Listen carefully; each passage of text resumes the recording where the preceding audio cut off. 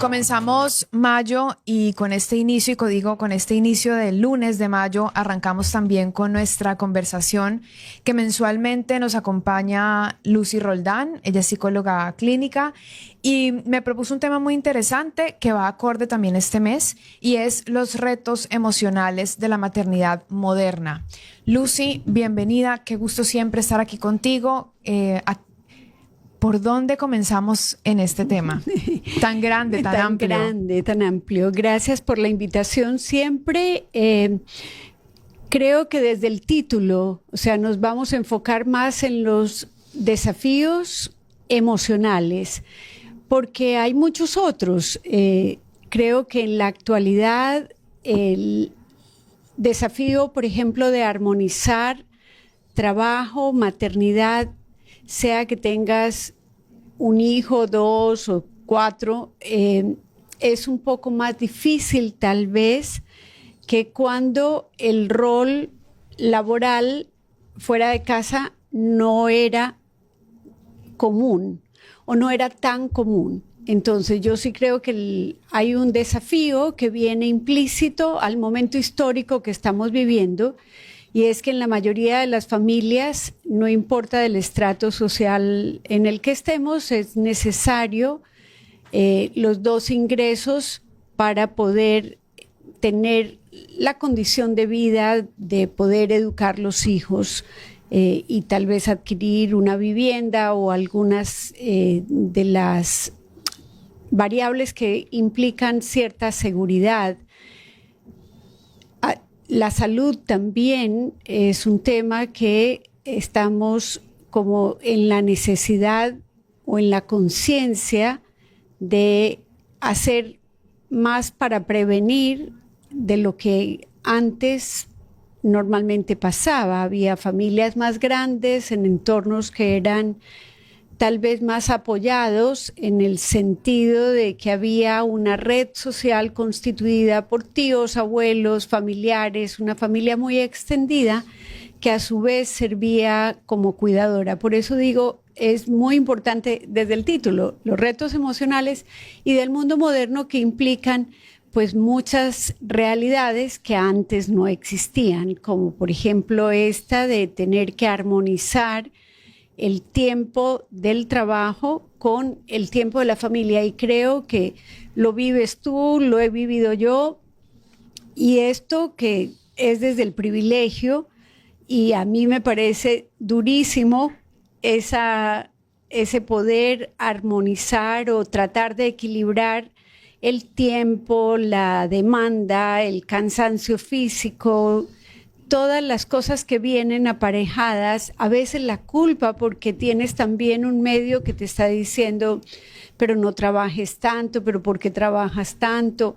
Y esto es un poco difícil porque también renunciar a ello cuando le has invertido tanto esfuerzo, tanta dedicación, es difícil. Entonces, no sé en tu caso si te parece que quizá uno de los desafíos más grandes es el poder como encontrar paz con estos 2 trabajos o 3 que tenemos cuando enfrentamos la maternidad hoy. Es un tema muy complejo y tú lo estás señalando en diferentes aristas. Sí, yo creo que es el desafío, uno de los desafíos más grandes de las mujeres hoy. Y mientras te oigo, lo conecto entonces directamente con la época en la que vivimos, en la época en que tal vez nuestras madres o abuelas vivían su maternidad y cómo esta concepción o este concepto de maternidad y mujer va cambiando acorde al contexto y a las necesidades que el contexto le impone. Uh-huh. Me pregunto yo, algo que nunca me había preguntado ahorita, ¿cómo sería yo de mamá si hubiera vivido en los 60? No tengo idea. Uh-huh. ¿Cómo hubiera sido yo una mamá en los 80? No lo sé. Uh-huh. Pero sé que soy una mamá de hoy. Y esa mamá de hoy, pues es una mujer que desde muy temprano yo le dediqué a mis estudios, a mi carrera, a mi profesión. Y como yo, hay todas. Uh-huh. Todas las mujeres y amigas que yo tengo al lado también dijeron, voy a hacer esto, me voy a preparar, voy a trabajar, y terminaron afortunadamente desarrollando bien su profesión y también tratando de equilibrar su vida personal como madre. Y es complejo porque también llegas a un momento en tu vida en donde tal vez te toque tomar una decisión entre sigo creciendo ese ritmo o le deposito la energía a mi familia y tratar de vincular ambas áreas con el mismo porcentaje de energía termina siendo un juego de malabarista y es como con una energía inagotable, pero sabes que la energía se agota igual. Entonces, ese es el desafío permanente, pero tú dijiste algo muy importante y también tiene que ver, o bueno, no lo dijiste. Yo, en un vacío entre tu palabra y la otra, se me vino a la mente la siguiente palabra y es la expectativa. La expectativa. Y creo que esa es una variable que se agrega a los desafíos emocionales porque pienso que tenemos mucho más fuentes de información opinando sobre cómo deberíamos ser. Creo que parte de lo que a mí me quedó en la preparación de esta charla es como el esfuerzo que debemos hacer de ver cada maternidad como un asunto individual, porque tratar de ponerlo como un grupo pues tiene mucha diversidad, tantas como madres hay, porque también influye la relación que uno ha tenido con su propia madre, las expectativas o las realidades que le toca enfrentar. También decíamos, en este momento, sí, tú has invertido tanto y yo también en el desarrollo de nuestras profesiones, que tal vez tenemos el reto de que podamos seguir ejerciendo ambas y no tener que tomar esa decisión. Pero sigue siendo como una lucha personal el que nuestros compañeros de vida tienen la misma situación y tal vez ellos no se ven en el debate de tener que renunciar a su crecimiento laboral porque cuentan con una mamá en casa o compañera, trabajadora también, pero que sí ella carga con esa necesidad de hacer ese equilibrio. Creo que dijiste una palabra clave y es esa necesidad. Yo creo que la mujer ya viene con esa necesidad. Tenemos un instinto protector, un instinto de poner debajo de nuestras alas a nuestros hijos. Es como la madre que protege, la madre que acompaña. Entonces, en esa necesidad no hay imposición. Nadie te lo está imponiendo. Nosotros mismos, nosotras mismas nos lo estamos imponiendo. Y en ese camino es importante tu compañero, lo dijiste tú, en ese camino es súper importante esa otra parte que te va a poder ayudar a decir, yo estoy aquí y la maternidad es mutua, es doble, es papá y mamá. Y la corresponsabilidad existe o debería ser algo de lo cual estemos conscientes ambos, pero sabemos las dos que el peso no se lleva en igualdad de condiciones y no nos podemos olvidar que también hay un porcentaje muy grande de mujeres solas criando hijos, tal vez en la condición de no contar con ese compañero que les puede hacer como más llevadero toda la demanda que tiene el tratar de estar presente con los 5 sentidos en los tiempos de estar en casa y otras veces con la responsabilidad al otro lado de la línea. Es decir, uno se lleva la fiebre del niño al trabajo, uno se lleva la reunión de padres de familia a la que tal vez no pudo asistir, pero que necesita como que la cita haya médica, los remedios que tienen que tomarse, los horarios de esos remedios, claro, la vacunación. Toda esa, llevar en la cabeza la responsabilidad, como que la dirección de la orquesta sí. Suele estar en cabeza de las mujeres. Yo no sé si es un tema de instinto, es un tema de cultura, pero de todas maneras, cualquiera que sea la situación, creo que la mayoría coincidiríamos en que somos las mujeres las que llevamos esa responsabilidad con mayor peso, entre comillas, también. Yo creo que hay de ambas partes, ¿sabes? Ahora que lo mencionas, yo sí creo que hay mucho de cultura, tal vez pesa más, y hay mucho también de instinto. Difícilmente encuentras una madre que dice, a mí no me importa y los dejo botados. Eso debe haber casos, pero son los menos probables. Pero siempre la madre es la que está ahí atrás de muchísimos detalles, porque somos también capaces de abordar muchos detalles. De acuerdo. Histórica y culturalmente ha sido así. Ahora, eso no quiere decir que eso no ejerce una presión muy fuerte sobre nosotras. De acuerdo. Y no me quiero salir del tema central que tú destacaste, la expectativa, porque la expectativa se extiende también a muchas áreas. Solo pensemos la expectativa de volver a tener el cuerpo que teníamos antes de dar a luz. Esa expectativa creo que hace 50 años, tal vez la mamá que dio a luz en los años 60, esa expectativa la tenía menos fuerte Sí. de lo que la tiene hoy esa mujer que da a luz y que tácitamente ella siente que tiene que prácticamente al mes estar también cuidando su cuerpo por la demanda externa, también por la autoexigencia personal y a veces hasta la exigencia del compañero o compañera en el sentido de que entonces si ya no tengo el mismo cuerpo, entonces tal vez ya no soy como la mujer que antes solía ser y ya solo cumplo el rol de madre.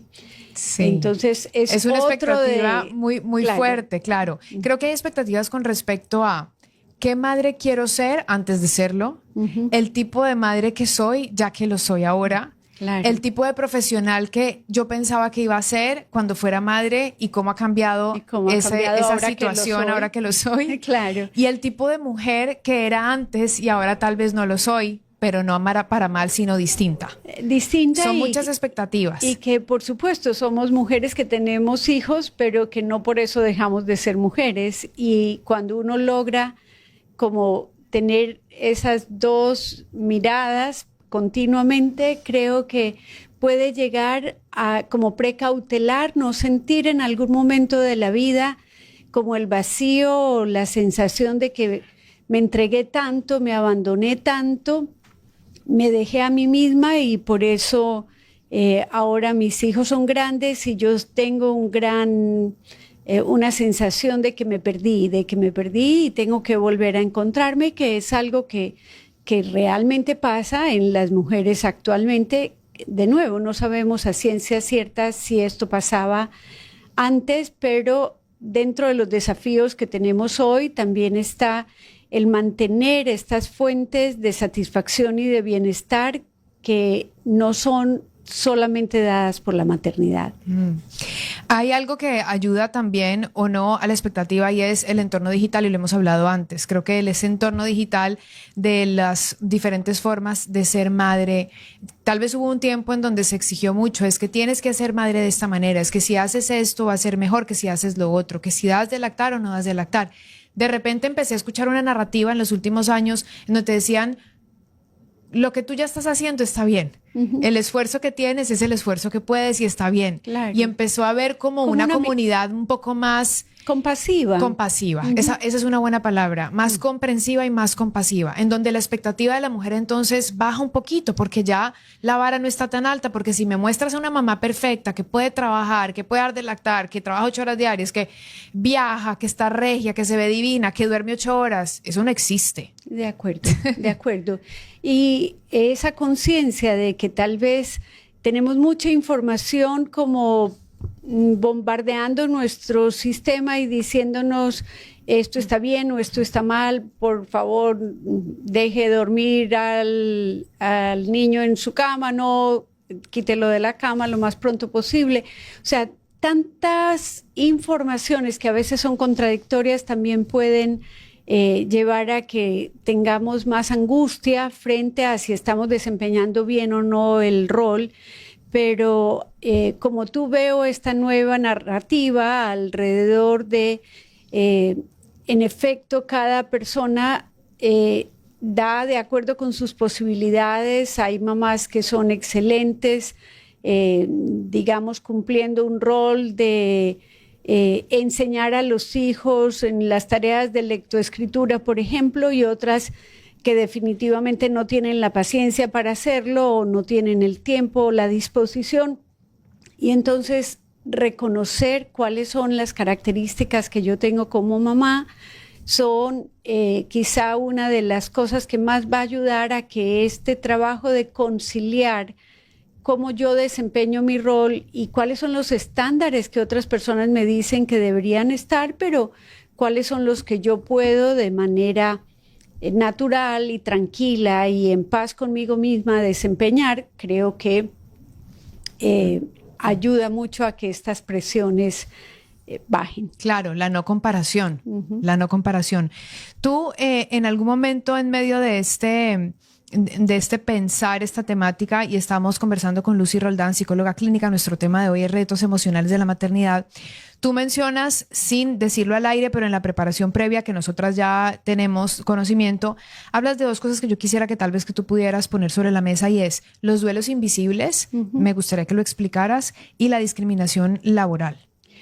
Con relación a los duelos invisibles, es que esta exigencia que hay sobre que a veces las mujeres podamos con todo y seamos como las supermamás, probablemente hay duelos gestacionales, madres que pierden hijos y que a los 2 meses están de vuelta al ruedo como si nada hubiera pasado, o puede que ni siquiera el entorno le permita mucho llorar o expresar ese dolor porque hay otros niños que pueden verse afectando con la mamá triste, o vaya uno a saber qué circunstancia.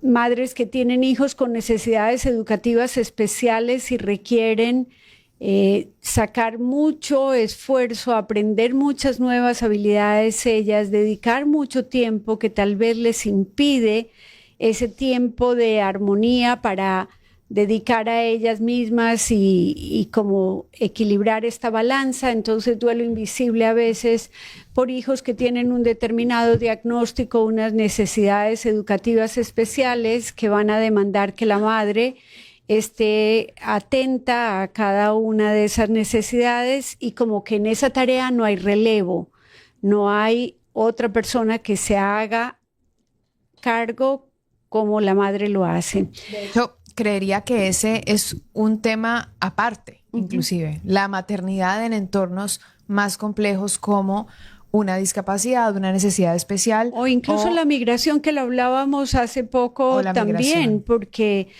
participé hace poco en un evento internacional sobre cuidadores y era una investigación hecha en Colombia, en un territorio donde hay mucha migración, y padre, madre, hijos migran, pero las mamás van con los niños al trabajo. Obviamente tienen muchos más riesgos los niños porque no hay con quién dejarlos, no hay institucionalmente, no hay centros de acogida, tal vez para todos los lugares donde tenemos una población migrante en cada uno de los países, porque la migración ahora es un fenómeno mundial. Claro. Entonces, estos duelos invisibles se refieren a todas esas situaciones particulares que hacen más difícil el rol de la maternidad y que normalmente no se habla de ellos, por eso el concepto de invisible.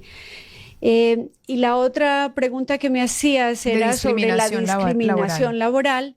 Y creo que sigue siendo, de acuerdo con las cifras estadísticas, no es el eje central de nuestra conversación y no me voy a detener en ello, pero la frecuencia con la que algunas mujeres pueden perder posibilidades de desarrollo porque quedaron embarazadas o porque para contratarlas, si existe el riesgo de que haya un posible embarazo, entonces se pierde la oportunidad laboral, aunque la mujer cuente con las capacidades, el que no se da el mismo tiempo para recién se tiene un bebé, a los padres no se les da el mismo tiempo que a las madres, o sea, con las justas se dan unas horas para la lactancia, pero no hay el que la mamá se pueda dedicar a ese primer año de crianza, que por ejemplo lo veo en países como Suiza, Suecia,